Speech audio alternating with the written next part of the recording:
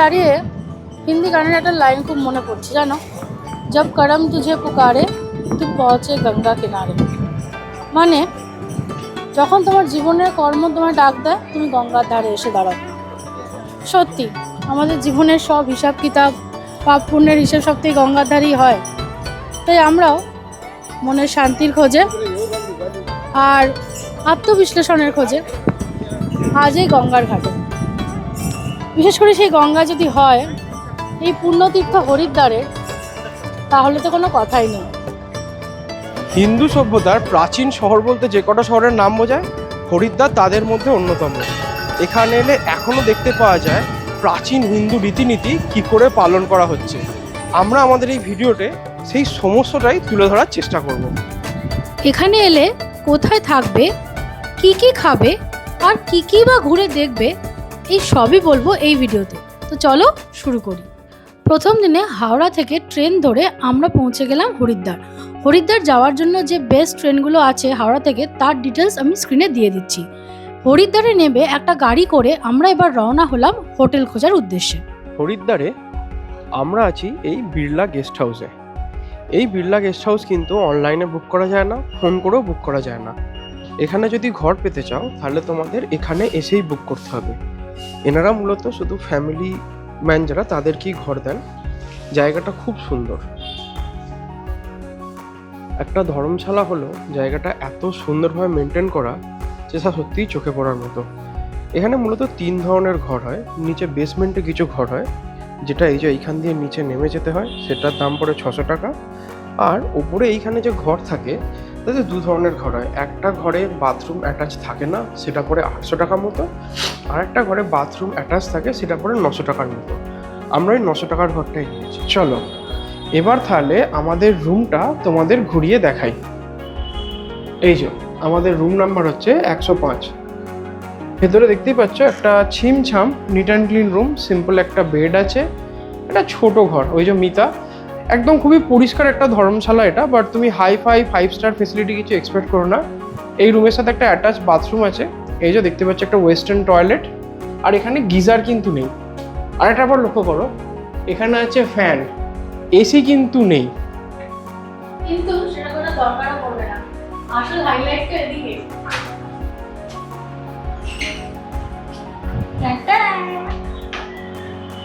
এই যে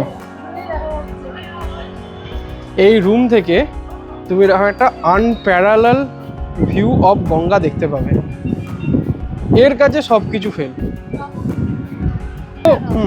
দেখানো শেষ হয়নি না, আমরা একটু যাবো। হ্যাঁ, হরিদ্বারে এসেছি আর গঙ্গায় মাথা ডোবাবো না তা আবার হয় নাকি? এবার চলো গঙ্গা স্নান করতে যাবো। এটা বিড়লা গেস্ট হাউসের পার্সোনাল ঘাট এবং খুবই পরিষ্কার।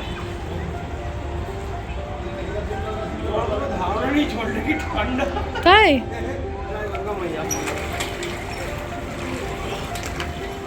স্নান করে উঠে খেতে গেলাম একটা দাদা বৌদির হোটেলে, যেটা বিড়লা গেস্ট হাউসের ঠিক উল্টো দিকে। এখানে খুবই বেসিক একটা সেট আপ। এখানে থালি পাওয়া যায়, এই যে সমস্ত কিছু লেখা আছে। ফার্স্টে দেখাই এখানে নর্মাল থালিতে কি থাকে দেখো। এ দেখো এখানে ডাল আছে, এটা আছে একটা ধোকার তরকারি, বেগুনি, এটা একটা আলু চচ্চড়ি, ভাত, তাতে একটু ঘি দিয়ে গেছে যেটা এখানে লাগিয়েছে মিতা। আর এছাড়া আছে চাটনি আর পাঁপড়। এটার দাম 80 টাকা পড়ে। আর একটা থালি আছে, সেটাকে বলে স্পেশাল থালি। আমরা দুটোই ট্রাই করছি। স্পেশাল থালিতে দেখো শুক্তো আছে, তারপরে ডাল আছে, এখানে একটা পটলের কোরমা, এখানে এঁচোড়, আর এখানে দেখো ভাজাতেও কিছু আছে। এখানে আলু ভাজা আছে, এখানে করলা, এখানে বেগুনি কমন, চাটনি, পাঁপড়, ভাত আর একটা মিষ্টি। তো এবার জানাচ্ছি আমাদের যেগুলো কেমন লাগলো। খাচ্ছি সো আমাদের মনে হয় দামের দিক থেকে দেখো 80 টাকার 80 টাকার হিসেবে খাবার ভালো, সুন্দর লাগলো, রিজনেবল। বিশাল হাইফাই কিছু এক্সপেক্ট করো না, বাট খেয়ে তোমার মন আর পেট ভরে। হরিদ্বারই হলো সেই জায়গা যেখানে গঙ্গা তার দীর্ঘ পার্বত্য পথ ত্যাগ করে সমতল ভূমিতে পদার্পণ করে, আর তারপর একটার পর একটা সভ্যতা তৈরি করেছে। তার মধ্যেই একটা সভ্যতার জায়গা থেকে এসেছি আমরা আজকে সেই জায়গাটাতে দেখতে, যেখানে গঙ্গা প্রথম এই সমতল ভূমিতে এসেছে আর তৈরি করেছে একটা প্রাচীনতম সভ্যতাকে। হরিদ্বারের সবচেয়ে আইকনিক দর্শনীয় স্থান হলো এই হরিকি পরি, যার মানে হলো ভগবান বিষ্ণুর চরণস্থল। এই ঘাট হিন্দু দর্শনার্থীদের কাছে নানা কারণে খুবই গুরুত্বপূর্ণ। এখানেই প্রত্যেক 12 বছর অন্তর আয়োজন করা হয় মহাকুম্ভ মেলার। চারধাম যাত্রা শুরু হয় এখান থেকে। আর এই গঙ্গা ঘাটের আবার সবচেয়ে ইম্পর্টেন্ট জায়গা হলো এই ব্রহ্মকুণ্ড, যার সামনে এখন আমরা দাঁড়িয়ে রয়েছি। পুরাণ মতে গরুড় দেব যখন সমুদ্র মন্থনের পর অমৃতের ঘট নিয়ে উড়ে যাচ্ছিলেন, তখন অমৃতের ফোঁটা পড়ে এই স্থানে। তাই প্রত্যেক বছর শয়ে শয়ে মানুষ এখানে এসে ব্রহ্মকুণ্ডে স্নান করে পুণ্য অর্জন করে। আর গঙ্গা মাইয়ার যে পবিত্র আরতি, তাও হয় এই ব্রহ্মকুণ্ডের চারপাশেই।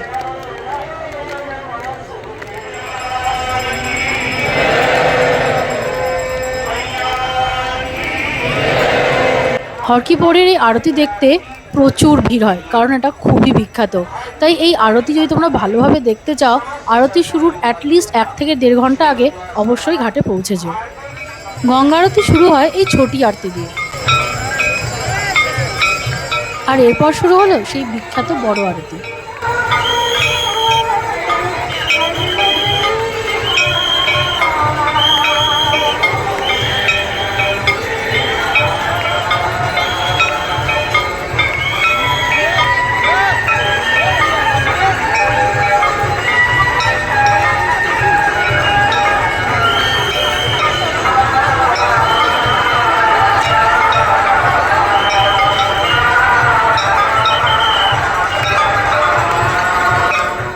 আরতির পর এখানে অনেকেই নিজের মনস্কামনা পূর্ণর জন্য এইভাবেই গঙ্গায় প্রদীপ ভাসায়।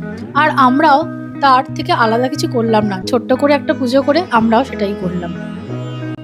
আরতি দেখে ফেরার পথে হরকি পৌড়ির রাস্তাতেই আমরা টেস্ট করলাম এখানকার বিখ্যাত কুলফি ফালুদা। বেশ গরম লাগছিল, আর তাতেই ঠান্ডা ঠান্ডা কুলফি ফালুদা জাস্ট জমে গেছিল। কুলফি ফালুদা খেয়ে নিজেদের কিছুটা ঠান্ডা করে আমরা সন্ধ্যাবেলাটা কাটালাম হরিদ্বারের রাস্তায় একটু ঘুরে বেরিয়ে। এইটা না করলে বোধহয় হরিদ্বারের ভাইবসটা ঠিক পাওয়া যায় না। আর তার সঙ্গে সেরে নিয়েছিলাম অবশ্য টুকটাক শপিংও। এদিকে খিদে পেয়ে গেছে, তাই গেলাম এদের বিখ্যাত হোশিয়ারপুরিতে। এখানে সবাইকে এরকম একটা টোকেন দেওয়া হয়, 12/2 মানে 12 নম্বর টোকেন, আর 2 জন আছে। তো আমরা এভাবে বেশ কিছুক্ষণ অপেক্ষা করলাম, আর তারপরে আমরা একটা টেবিল পেয়ে গেলাম বসার জন্য। খাবারে অর্ডার করেছিলাম বাটার নান আর পনির বাটার মশলা। তার সাথে অবশ্য এরা এই লঙ্কা লেবু আর এই আচারি পেঁয়াজটা দিয়েছিল। খাবারটা জাস্ট ছিল অসাধারণ। বাটার নানের সাথে পনির বাটার মশলা, উফ, খাওয়াটা জাস্ট জমে গেছিল। আর হরিদ্বারে এলে এই হোশিয়ারপুরিতে ডিনার কিন্তু মাস্ট। এরপর আমরা ডেজার্টে নিয়েছিলাম ঠান্ডা কেশর ক্ষীর, অসাধারণ ছিল সেটাও। আর তোমার লস্যিটা খুব ভালো খেতে ছিল, খুব সুন্দর লেগেছে আমার। বিস্তৃত গঙ্গাবক্ষে এরম রক্তিম সূর্যোদয় অনেক দিন বাদে দেখলাম। আজ হরিদ্বারে দ্বিতীয় দিন, আর সকালবেলা আমরা গেলাম হরকি পৌড়িতে। এখানে সকালেও একটা আরতি হয়, সেটাই দেখার উদ্দেশ্যে। সেখানে কিছুক্ষণ ঘোরাঘুরি করে চলে এলাম পোস্ট অফিস মোড়ে। এখান থেকেই মেনলি অটো টোটো সব পাওয়া যায় তুমি হরিদ্বারে সাইট সিন করতে চাইলে। আমরা ওখান থেকে একটা অটো ভাড়া করে চলে গেলাম মনসা দেবী আর চণ্ডী দেবীর উদ্দেশ্যে। মনসা দেবী রোপওয়ে পয়েন্টে পৌঁছে আমরা মনসা দেবী, চণ্ডী দেবী প্লাস ট্রান্সপোর্টের একটা কম্বাইন্ড টিকিট কাটলাম, কারণ আমরা এখানে এসেছি সকাল 7:45টার সময়। আর যেরকম তোমরা এখন দেখতে পাচ্ছ, তখনই দেখো কত ভিড় হয়েছে এখানে নর্মাল রোপওয়ের টিকিটের লাইনে। এই টিকিটটা কাটার যেটা সুবিধা হলো যে আমরা এই লাইনটা স্কিপ করে ডাইরেক্ট টিকিটটা কাটতে পারলাম। যাই হোক, এই টিকিটটা কাটতে আমাদের পড়লো পার হেড 514, অর্থাৎ দুজনের লাগলো 1028 টাকা। এরপর আমরা এগিয়ে চললাম রোপওয়ের দিকে। কিছুক্ষণের মধ্যেই আমাদের রোপওয়েটা ছেড়ে দিল। এখানে রোপওয়ের একটা কূপে 4 জন করে যেতে পারে, আর সেরকমই একটা কূপে বসে আমরা এগোতে থাকলাম মনসা দেবী মন্দিরের দিকে। এছাড়াও মনসা দেবীর মন্দিরে কিন্তু হেঁটে ওঠা যায়। হেঁটে উঠতে তোমার আধ ঘন্টা মতো সময় লাগবে, অবশ্যই ডিপেন্ডিং অন ইওর হাঁটার স্পিড। রোপওয়ে করে কিছু মিনিটের মধ্যেই আমরা পৌঁছে গেলাম মূল মন্দির প্রাঙ্গণে।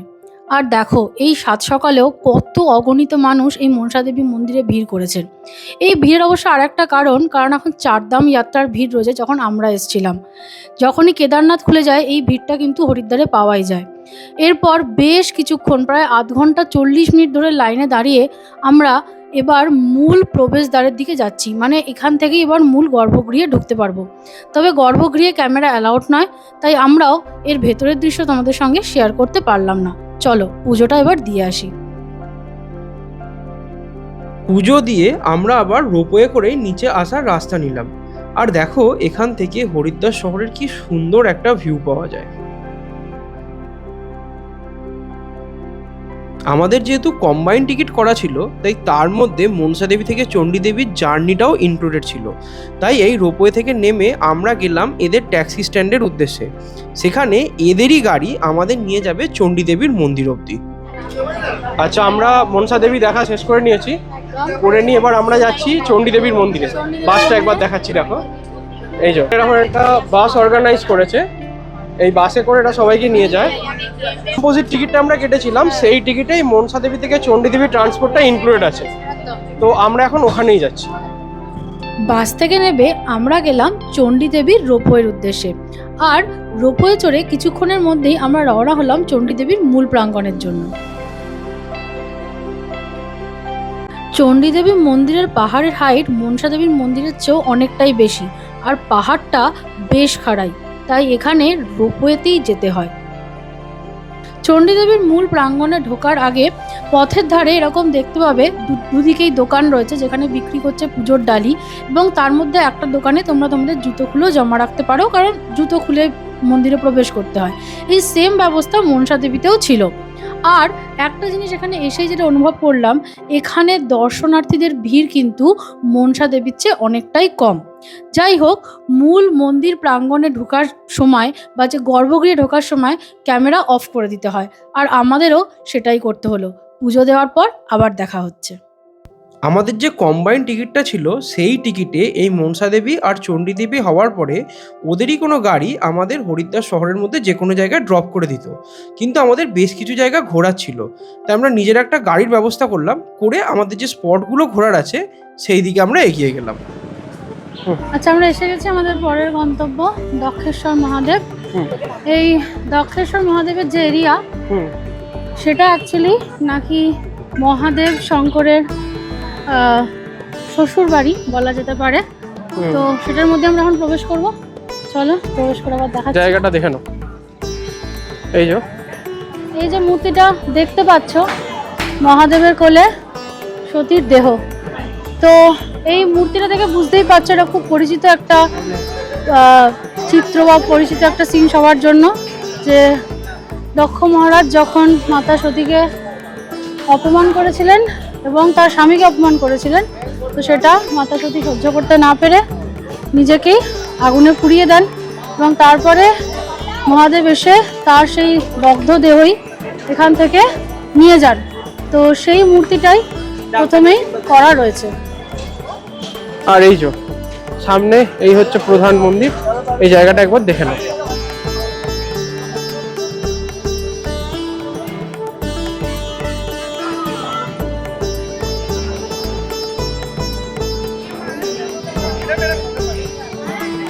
এই যে সামনেটা দেখতে পাচ্ছ বিমলা মাতা মন্দির, বলা হচ্ছে এটাই নাকি মাতা সতীর জন্মস্থান। এরপর আমরা এগোলাম সতীকুণ্ড দেখতে। এই যে মন্দিরটা এখানে দেখছো, এখানেই নাকি মাতা সতী যে যজ্ঞের আগুনে আত্মাহুতি দিয়েছিল, সেটাকে সতীকুণ্ড হিসাবে রাখা রয়েছে এখানে, তাই ওনার পার্বতী বা সতী রূপের পুজো করা হয়। এরপর আমরা গেলাম আমাদের পরের গন্তব্য পাইলট বাবা মন্দিরে। এই পাইলট বাবা মন্দিরে এন্ট্রি ফি পড়ে 10 টাকা মতো। এবার আমরা মন্দিরটার আরো ভেতর দিকে যাচ্ছি।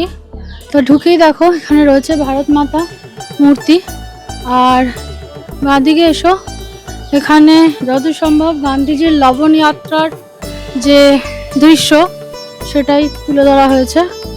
আরও এগিয়ে বাঁ হাতে এখানে দেখতে পাবে ফার্স্টে নেতাজির মূর্তি। এই যে নেতাজির মূর্তি, এইখানটা করা রয়েছে সমুদ্র মন্থনের জায়গা, সমুদ্র মন্থনের দৃশ্য। আর এইখানে রয়েছে ঝাঁসি রানী লক্ষ্মীবাই, তার মূর্তি। আর তারপর এখানে রয়েছে দেখো এই দিকটা ঘোরা অর্ধনারীশ্বরের মূর্তি। বেশ সুন্দর জায়গাটা লাগলো আমার। হ্যাঁ এখানে অনেকেই আসে না, হ্যাঁ বাট আমি তো বলবো এখানটায় কিন্তু এসো, জায়গাটায় ভিড় কম এবং খুব সুন্দর করে সাজানো।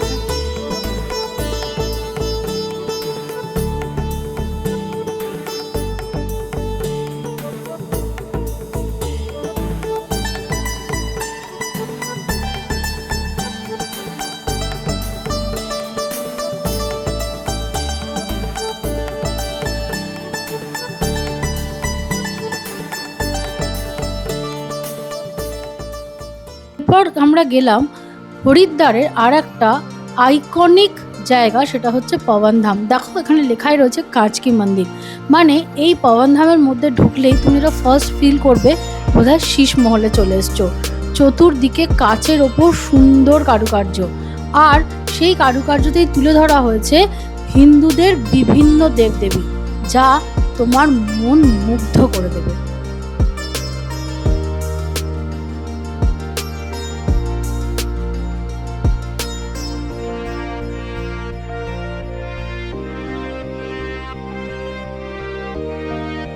আমরা এখন এসে গেছি মাতা বৈষ্ণো দেবী মন্দিরে। নামটা শুনেই মনে হচ্ছে এটা তো কাশ্মীরের, কিন্তু ঠিক তা না। এই যে মন্দিরটা দেখতে পাচ্ছ, এটা মাতা বৈষ্ণো দেবী মন্দিরের আদলেই তৈরি করা একটা মন্দির। এই মন্দিরটাই তোমরা চাইলে ঘুরে দেখতে পারো। এরপরে আমরা গেলাম ভারত মাতা মন্দির। জানি এটা শুনে তোমাদের মনে হচ্ছে আবার মন্দির। হ্যাঁ, হরিদ্বার ইজ অল অ্যাবাউট মন্দির, বাট এই মন্দিরটা সবার থেকে আলাদা। 8 তলা 180 ফিট এই উঁচু মন্দির কিন্তু কোনো মূর্তি বা দেবতার পুজোর জন্য বানানো নয়।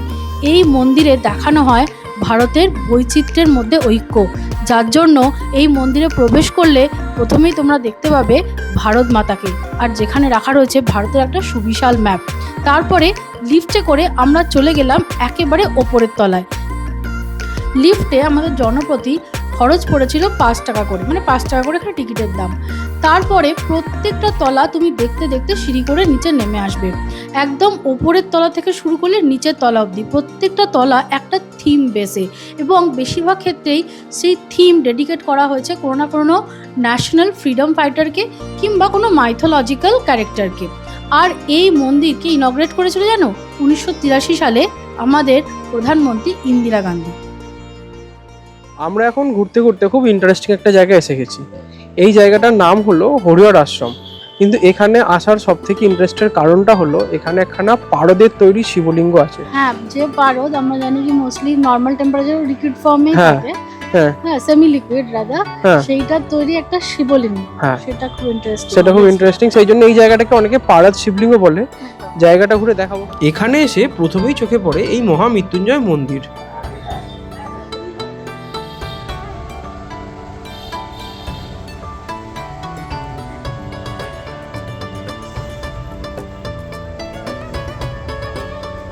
যে মন্দিরটা আমরা দেখলাম এই মন্দিরটাকে বলা হয় মহামৃত্যুঞ্জয় মন্দির। এবার সামনে এখানে লেখা আছে পারদেশ্বর মহাদেব। চলো ওখানে গিয়ে দেখা যাক। তো যেমন এই মন্দিরের নাম দেখতেই পাচ্ছ, এখানে শিবলিঙ্গটা পুরোটাই পারদ বা যাকে মার্কিউরি বলে সেটা দিয়েই কিন্তু তৈরি।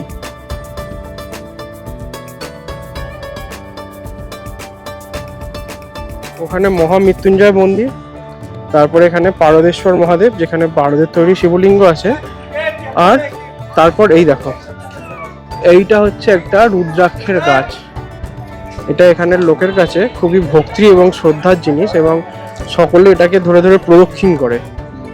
আমার চোখে এখানে কোনো রুদ্রাক্ষ পড়েনি, বাট এখানে কিন্তু রুদ্রাক্ষ বিক্রি হচ্ছে দেখলাম। 12টা যে জ্যোতির্লিঙ্গ আছে সেই জ্যোতির্লিঙ্গের একটা করে আইডল আর কি ওই রুদ্রাক্ষের নিচে করা আছে। 12টা। আচ্ছা আচ্ছা আচ্ছা আচ্ছা। অনেকগুলো স্পট ঘুরে যেগুলো দেখলাম, আমার কিন্তু এই জায়গাটা বেশ ভালো লাগলো। হয়তো অনেকেই আসে না, বাট আমি সাজেস্ট করবো এখানে কিন্তু অবশ্যই এসো। হরি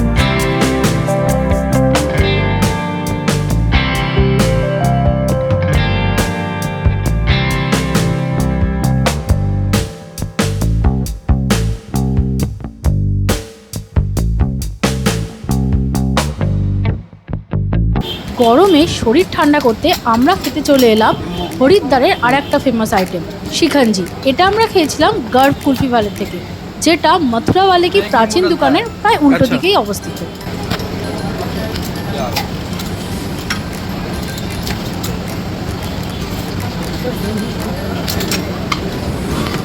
ये आ गया काला नमक। अच्छा, ये हमारा अपना मसाला होता है, कहीं नहीं मिलेगा। अच्छा। अब इसमें आ गई चाशनी। अच्छा,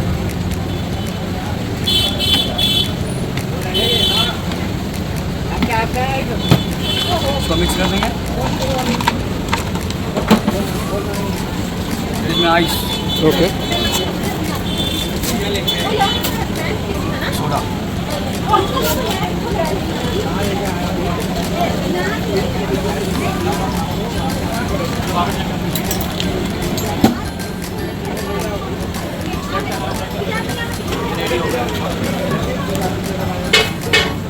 चलिए, बहुत शुक्रिया। ना খেয়ে দেখো। এরপর টুকটাক শপিং সেরে নিয়ে আমরা খেতে চললাম হরিদ্বারের স্পেশালিটি ম্যাজিক চাট খেতে। Magic chaat from the famous Jain chaat bhandar. এখানে এলে মানে তো এটা তো খেতেই হবে types, but unique taste, definitely খুব ভালো হবে। এরপর আমরা রাতের ডিনার সেরেছিলাম মথুরা ওয়ালে কি প্রাচীন দোকান থেকে। এখানে এলে অবশ্যই ট্রাই করো এদের কচুরি আর চন্দ্রকলা। এছাড়াও আমরা এখান থেকে কিছু মিষ্টিও ট্রাই করেছিলাম, যেগুলো খেতে বেশ ভালোই ছিল। আমাদের হরিদ্বারে দুদিন কাটানো হয়ে গেছে। যদিও বাঙালিকে আলাদা করে হরিদ্বার রিভিউ দেওয়ার কোনো মানে হয় না, কারণ পুরীর মতো হরিদ্বারও বাঙালির আর একটা ঘরই বলা যেতে পারে। তাই আমরা এখানে তোমাদেরকে শেয়ার করব কোন জিনিসগুলো আমাদের ভালো লেগেছে আর কোন জিনিসগুলো আমাদের অতটা ভালো লাগেনি। হ্যাঁ, একদম। তো তুমি শুরু করো, যে না তোমার কোনগুলো ভালো লেগেছে সেগুলো বলো। আচ্ছা, ভালো লেগেছে যেটা অবশ্যই হরিদ্বারের গঙ্গা আরতি, তারপরে মনসা দেবী, চণ্ডী দেবী, এই দুটো একটা অবশ্যই দর্শনীয় স্থান। তো সেইখানে গভর্নমেন্ট যেভাবে ব্যবস্থা করেছে রোপওয়ের, হ্যাঁ, সেগুলো খুবই ভালো লেগেছে। এবং রোপওয়ে মানুষরাও খুব সহজে একদম যেতে পারে। একদম একদম। দেখো, এবার অন দ্য ফ্লিপ সাইড যেটা হচ্ছে, যেগুলো আমার ভালো লাগেনি বলছি, দেখো এইখানে যে গাড়ি, মানে যারা গাড়ি হোক, টোটো হোক বা অটো যাই তুমি করবে, সবাই চেষ্টা করবে তোমার থেকে কী করে একটু বেশি টাকা নিয়ে নেওয়া যায়। তো তোমার একটু সতর্ক থাকতে হবে, সব জায়গাতেই তোমাকে ভালো রকম দরদাম করতে হবে। আর একটা ব্যাপার হচ্ছে, তুমি যেখানেই যাবে সবাই চাইবে তোমাকে দিয়ে কিছু টাকা দিয়ে পুজো করিয়ে নিতে। তো এই জিনিসগুলো একটু চোখ কান খোলা রাখতে হবে। জানি এটা আমাদের পূর্ণ তীর্থর জায়গায় এসে আমরা একটু ভাবুক হয়ে পড়বো, বাট এটা একটু সতর্ক থাকতে হবে। আর থার্ড, যেটা এত একটা বড় পূর্ণ তীর্থ, হিন্দু সভ্যতার একটা প্রাচীন শহরটা কিন্তু বেশ নোংরা। এটা যদি আরও পরিষ্কার হতো খুব ভালো হতো, বাট ঠিক আছে, সব মিলিয়ে হরিদ্বার আমাদের ভালোই লেগেছে। তবে এরপর তোমাদের সবার সাথে আমাদের দেখা হবে আবার ঋষিকেশে। চলো।